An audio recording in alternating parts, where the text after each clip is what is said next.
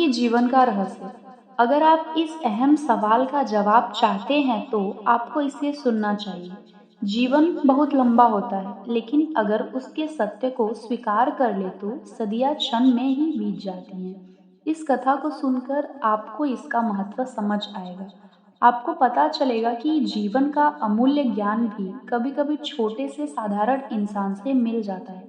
कभी-कभी छोटी-छोटी घटनाएं, मुलाकातें पूरे जीवन को बदल देती है और अथाह ज्ञान होकर भी पता चलता है कि हमें तो कुछ पता ही नहीं था। यह सभी बातों का अर्थ इस कथा में सुने।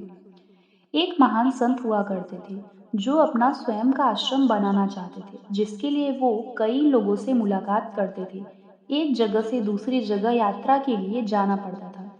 इसी यात्रा के दौरान उनकी मुलाकात एक साधारण सी कन्या विदुषी से हुई। विदुषी ने उनका स्वागत किया और संत से कुछ समय कुटिया में रुककर आराम करने की याचना की। संत उसके मीठे व्यवहार से प्रसन्न हुए और उन्होंने उसका आग्रह स्वीकार कर लिया।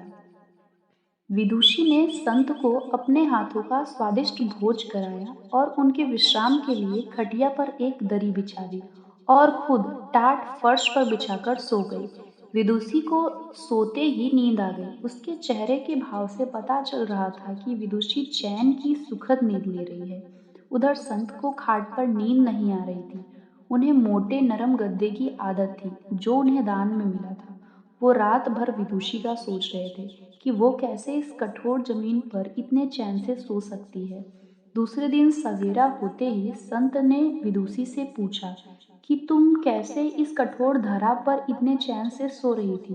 तब उसने बड़ी सरलता से उत्तर दिया, हे गुरुदेव, मेरे लिए मेरी ये छोटी सी कुटिया एक महल के समान ही भव्य है।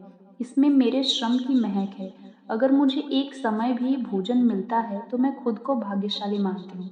जब दिन भर के कार्यों के बाद मैं इस धरा पर सोती हूँ तो मुझे माँ की गोद का आत्मीय एहसास होता है। मैं दिन भर के अपने सत्कर्मों का विचार करते हुए चैन की नींद सो जाती हूँ।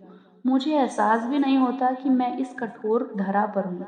यह सब सुनकर संत जाने लगे। तब विदुषी ने पूछा, हे गुरुवर, क्या मैं भी आपके साथ आश्रम के लिए धन एकत्र करने चल सकती हूँ? तब संत ने विनम्रता से उत्तर दिया, बालिका, तुमने मुझे आज ज्ञान दिया है, उनसे मुझे पता चला है कि चित्त का सुख कहाँ है।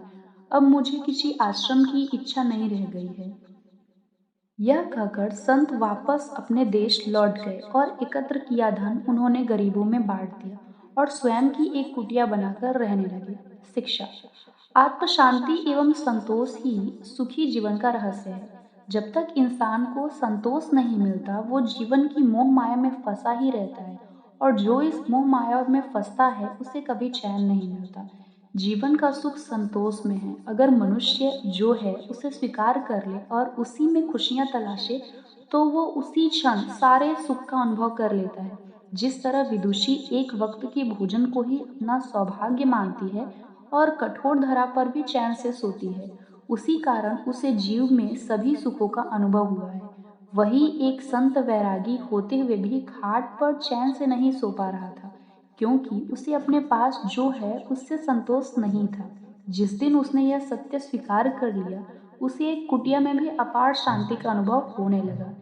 यह कथा सुखी जीवन का रहस्य बताती है। आज घर में अपार धन दौलत ऐशो आराम होते हुए भी लोग सुख शांति से नहीं रहते, क्योंकि उन्हें जो है उनमें संतोष नहीं मिलता।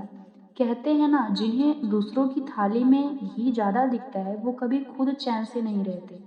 व्यक्ति को हमेशा वो चाहिए जो उसके पास नहीं है, और वो मिल जाए तो नई महत्वाकांक्षाएं उसकी जगह ले लेती है।